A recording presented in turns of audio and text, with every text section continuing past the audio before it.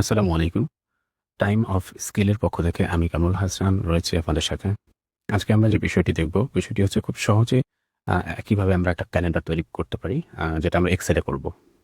তো আ এক্সেলে ক্যালেন্ডার ঠিক কিভাবে কাজ করবে? ধরেন এখানে মান্থ রয়েছে, ইয়ার রয়েছে এবং মান্থের জায়গা থেকে যদি আমি ফেব্রুয়ারি সিলেক্ট করে দেই, দেখেন ফেব্রুয়ারি মাস অনুযায়ী কিন্তু এখানে সবকিছু পরিবর্তন হয়ে গেছে। আবার যদি আমি এখানে ইয়ারটা চেঞ্জ করে দেই, ইয়ার অনুযায়ী কিন্তু এখানে আ ডে এবং ডেট ২ টা কিন্তু পরিবর্তন হয়ে যাচ্ছে। তো এটি আমরা কিভাবে করতে পারি?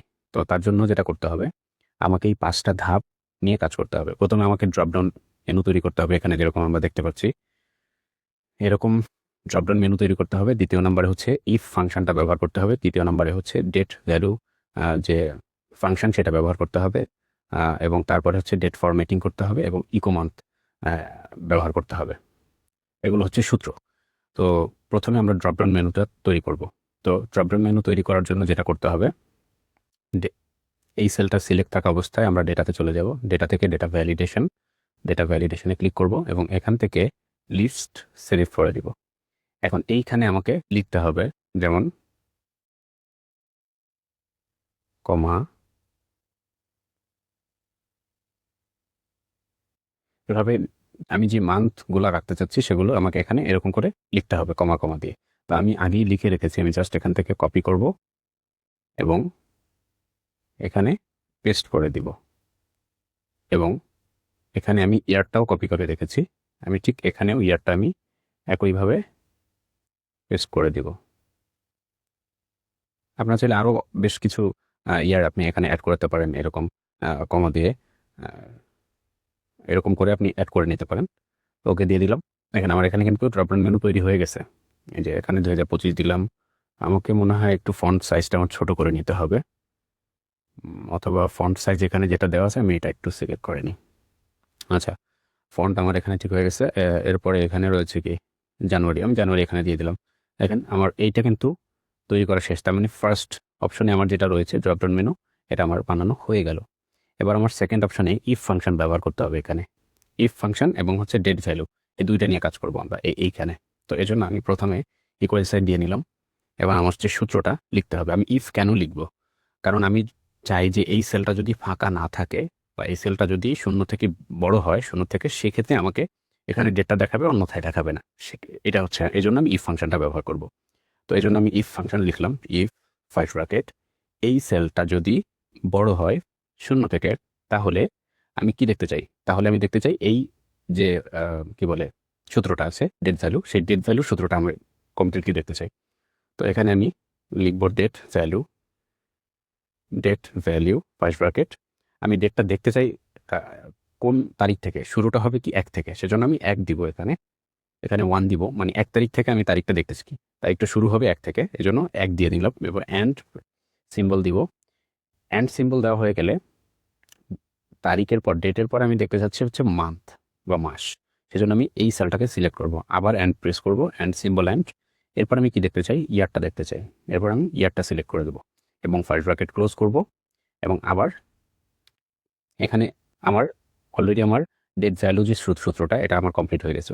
তো আমি এখানে যে সূত্রটা লিখলাম তার লজিকটা কি দাঁড়ালো?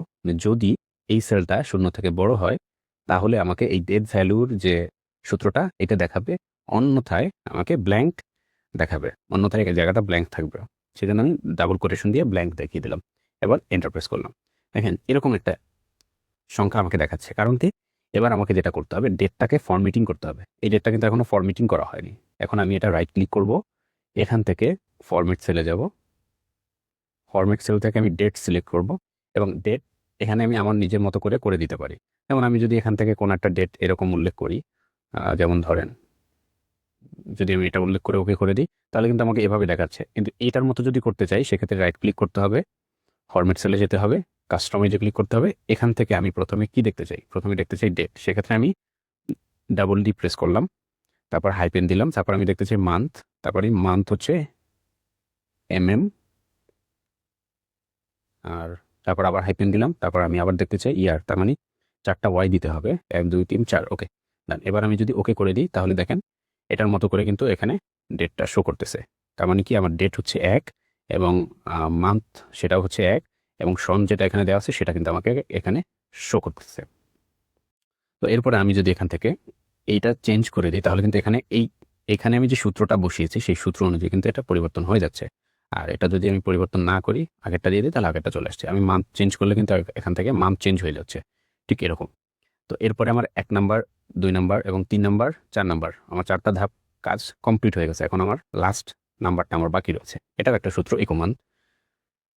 তো ইকোমান্থ ঠিক কিভাবে কাজ করে?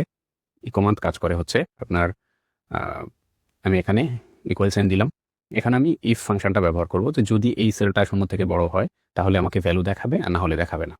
তো ইফ ফাইভ ব্র্যাকেট এই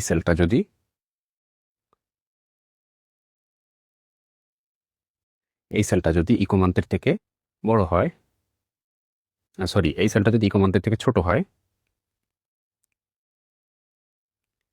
ইকোমান্থ লেখা হয়ে গেল। এটা আমরা দেখতে চাই কি, এটা এবং শুরুটা হবে কি 0 থেকে।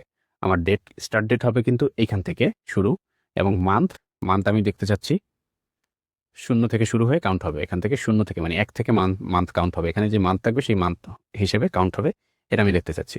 তো আমি এখানে ডিক্লেয়ার করে দিলাম ইফ যদি আমার এই সেলটা যদি ইকোমান্থের থেকে বড় হয়, মানে এই সেলটা যদি ইকোমান্থের থেকে বড় হয় 0 এবং স্টার্ট ডেট অনুযায়ী, তাহলে আমাকে কি করবে, এই সেলটা থেকে একটা একটা ডেট, মানে এখানে যে ডেটটা থাকবে সেটার থেকে একটা ডেট আমাকে প্লাস করে দিবে। তাহলে আমি কি করব, এটা দিব +1 অ্যাড করে দিব।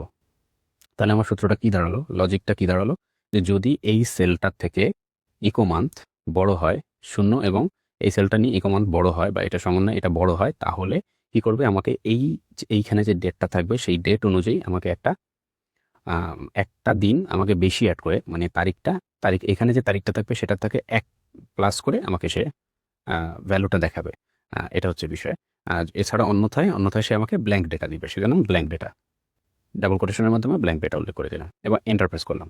ঠিক এখানে কিন্তু সেম চলে আসছে, কিন্তু এটার মতো কিন্তু এটা ফরম্যাটিং করা হয় না। তো এটার মতো আমরা যাতে সহজে করতে পারি, এটাকে সিলেক্ট করা অবস্থায় আমরা এখান থেকে ফরম্যাট পেইন্টারে দিব এবং এখানে পেস্ট করে দেব। তাহলে আমরা দেখতে পাচ্ছি এইটার উপর ভিত্তি করে আমাকে কিন্তু তারিখটা পরিবর্তন করে দিচ্ছে। এখন আমি এটা ধরে যদি নিচে টান দেই, এরকম করে আমার যতগুলো দরকার আমি ততগুলো টান দিয়ে রাখলাম, দেখেন এখানে কিন্তু তারিখ অনুযায়ী চলে আসছে। এখন আরেকটা বিষয় আমাদের এখানে উল্লেখ করা হয়নি, সেটা হচ্ছে 6 নম্বর। 6 নম্বরে আমরা কি দেখতে পারি, 6 নম্বরে আমাকে টেক্সট ফাংশনটা ব্যবহার করতে হবে। টেক্সট, আমরা যখন কোনো তারিখ থেকে কোনো ডে অথবা কি বলে মান্থ বা ইয়ার কোনো কিছু স্পেসিফিক কিছু দেখতে চাই, সেক্ষেত্রে আমরা কিন্তু টেক্সট ফাংশনটা ব্যবহার করতে পারি। তো আমরা এখানে যদি টেক্সট ফাংশন ব্যবহার করি তাহলে আমরা লিখব ইফ ফার্স্ট ব্র্যাকেট এই সেলটা যদি বড় হয় 0 থেকে, তাহলে আমাদের কি দেখাবে, টেক্সট ফাংশনটা দেখাবে। TEXT টেক্সট ফার্স্ট ব্র্যাকেট এইটা কমা ডাবল কোটেশনের মধ্যে আমরা কি দেখতে চাই, আমরা দেখতে চাই হচ্ছে ডে। তার মানে 1 2 3 4, আমরা 4টা ডি দিয়ে দিলাম এবং ক্লোজ করলাম ব্র্যাকেট।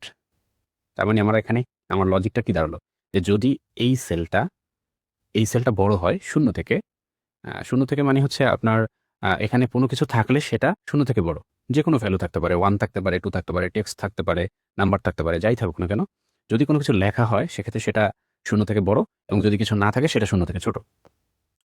সেক্ষেত্রে আমি এখানে যে লজিকটা দাঁড়ালো আমাদের, যে যদি এই সেলটা বড় হয় 0 থেকে, তাহলে আমাকে টেক্সট মানে এইটাকে কনভার্ট করে আমাকে ডে ওয়াইজ আমাকে শো করবে এটা। অন্যথায় আমি কি দিতে পারি, অন্যথায় আমাকে ব্ল্যাঙ্ক দেখাবে। তো এবার আমি এন্টার করে দিলাম। তাহলে এখানে কিন্তু আমার চলে আসছে, আমি যে বিষয়টা দেখতে চাচ্ছি সেটা কিন্তু আমার এখানে চলে আসছে। এই তারিখ অনুযায়ী আমার যে ডে হয় বা যে দিন হয় সেই দিনটা কিন্তু আমার এখানে চলে আসছে। এখন আমি এটা ধরে যদি নিচে টানতে পারি, অথবা এখানে ডাবল ক্লিক করলেও কিন্তু চলে আসবে, অথবা এভাবে ধরেও কিন্তু নিচে টানা যায়। এভাবে ধরে যদি আমি টেনে দিই তাহলে কিন্তু এটা সেট হয়ে যাবে। তাহলে আমার পুরো বিষয়টা হয়ে গেল। এখন আমি যদি এখান থেকে মাসটাকে চেঞ্জ করে দিই, দেখতে পাচ্ছেন এই যে মাসগুলো কিন্তু চেঞ্জ হয়ে যাচ্ছে। এটা 30 মাস, হ্যাঁ, যেমন এটা কি এপ্রিল মাস 2025 30 মাস। আর আজকের যে কারেন্ট মাস সেটা যদি আমরা এখান থেকে সিলেক্ট করি, তাহলে আমরা এখানে ডিসেম্বর দিতে পারি এবং 2025 দিতে পারি। দেখেন এটা আজকের তারিখটা কত, আজকের তারিখ হচ্ছে 7 তারিখ। আমরা যদি 7 তারিখ হিসেবে আমরা দেখি, আজকে কিন্তু আমার সেই অনুযায়ী আমার কিন্তু এখানে ডে এবং ডেট দুইটাই শো করেছে।